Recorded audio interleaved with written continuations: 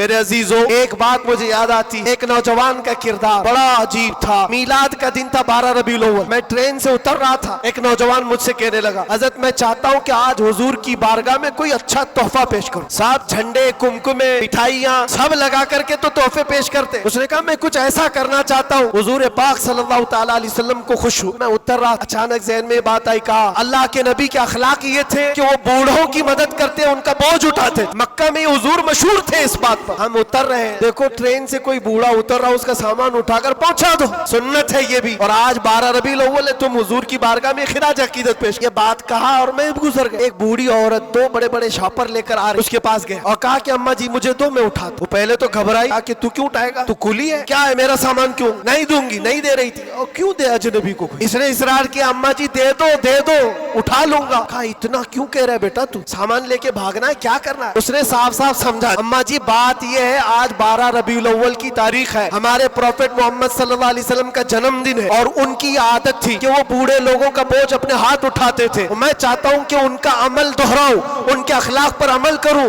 اور میں ان کی روح کو خوش کروں۔ بوڑھی کے دل میں بات آ، لے لے بیٹا، تو تیرے نبی کی بات کر رہا ہے، تمہارا کوئی تہوار کا دن ہے، یہ کرنا ہے تو کرو۔ وہ شاپ پر لے کر کے گیا، اس کو جہاں تک پہنچانا تھا پہنچایا۔ یہ بات آئی گئی گزر گئی، ہم بھی تو سوچتے ہیں کہ چھوٹی سی بات۔ 6 مہینے گزر جانے کے بعد اس نوجوان نے مجھ سے کہا کہ حضرت وہ بوڑھی عورت جس کا میں سامان اٹھایا، وہ ابھی رابطے میں، کانٹیکٹ میں، ابھی آئی اور کہہ رہی ہے کہ بیٹا 6 مہینے گزر گئے، اب تک میں تیرے نبی کا بایو ڈاٹا ہی پڑھ رہی ہوں، اب تک میں ان کے اخلاق ہی پڑھ رہی ہوں۔ کیوں؟ کہا تیرے اس عمل نے مجھے اتنا متاثر کہ اس زمانے کا کوئی جوان، ارے میرے بیٹے میرے پوتے نہیں آئے مجھے لینے، کسی اور کا بیٹا میرا سامان اٹھا رہا ہے، اس کے اندر اتنا اثر کہاں سے آیا؟ اور جب تو نے بتایا یہ تیرے نبی کے عمل ہے، میں نے سوچا کہ اس نبی کو کیوں نہ پڑھوں۔ پڑھتے پڑھتے میں اس مقام پر پہنچ گئی، بتاؤ تیرا نبی کہاں ہے، میں بھی جاؤں غلامی میں شامل ہو جاؤں۔